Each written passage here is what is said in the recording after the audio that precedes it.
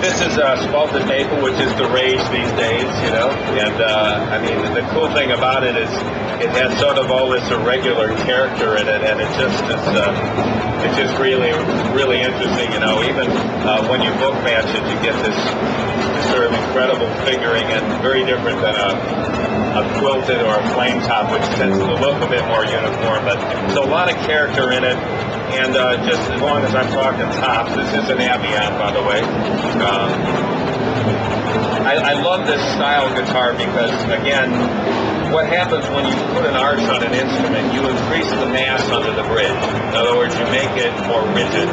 And what happens is less energy literally is dragged off that string and allows you to get a really, really hot string performance in terms of attack and sustain. And anybody, who likes those harmonic clusters and those squeakers, those Billy Gibbons things, these guitars just really flourish in that area. We also use a bridge stud that's about 3 times the size of the normal one, and that just makes that bridge so much more stable. It does the same thing. And interesting, just a side note, a stop piece, which most people don't think of, but this is the best tone control on the guitar. When you take that stop piece down, you increase that bearing pressure and it makes the string hotter. The highs pop more, it gives more edge. When you want to warm this guitar up mechanically, you just raise the stop piece, it softens the downward pressure, and you get more of a brown sound, a darker, warmer sound. So if you're a bluesy guy and you want a little more of a, almost like a semi-hollow sound, you just raise the saddle. 2 volume, 2 control, 2-tone. We use 500K pots. It's not the little cheesy micro potentiometers, 18-gauge wire. We use Seymour Duncan pickups, sort of based on a PAF sort of style. This is, when you do get to this point in guitar, you have musicians that are just constantly changing pickups anyway. So, and what I always wind up telling them is, remember, it's a pickup. Is pick it up, what the guitar does. And anyway, just had this sort of vintagey looking upper bow to it. Traditional inlays, really nice soft heel. Again, on the headstock, I try to do the same thing, a little bit smaller. Headstock is going to give you better string performance, it's dragging less energy off the guitar, and just a really sweet value. These are going to be limited, are they going to be out for like 1 year? Or? That's generally what happens, and as we're growing our dealer base and getting more and more support, those numbers can change. But it's always a fun kind of project because I worked for Ovation for years, and every year we had a new limited edition, and it's just a fun thing to do. I'll wait for it, and you know how you're all guitar players, you know how what zealots we turn into. There's guys that every year have to have the limited edition, and we've got some beautiful ones in the Royale, those white guitars with the gold Bixby and the black binding. So it's a lot of fun.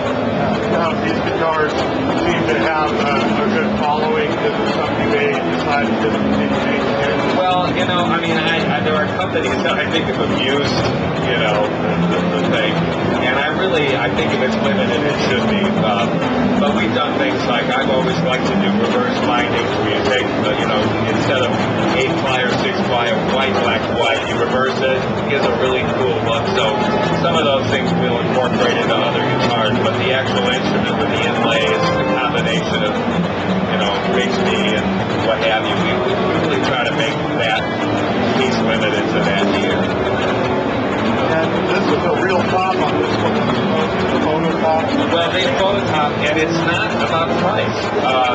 If you see like on the Torino TR3 and the Ultramatic UM3, the only reason we use the phototop on that is because on the cutaways, they're arched, and there was such the arch is so severe, I guess, that you literally can't shape a veneer over them.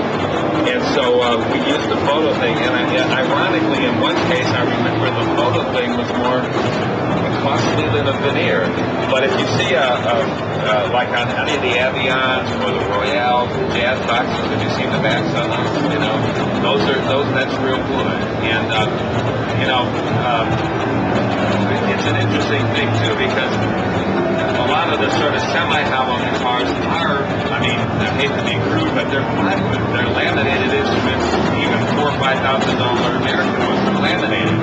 So that veneer is a veneer regardless. You know, it's not a solid block. So we hear a lot of people talking about how the photo images just aren't the same as the real thing. Can you talk a little bit about what the difference is?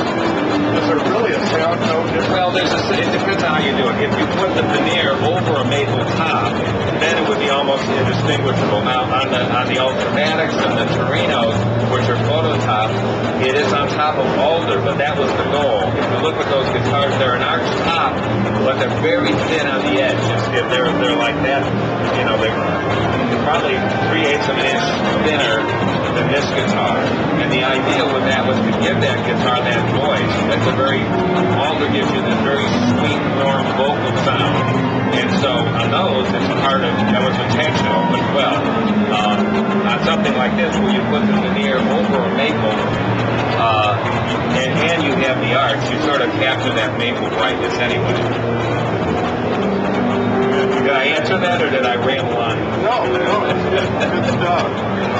You guys got any questions? You covered just about everything. Yeah. More than you wanted. I know all about what I wanted. No, it's very interesting. I'd like to do some more stuff with you if you're interested as far as doing some interviews.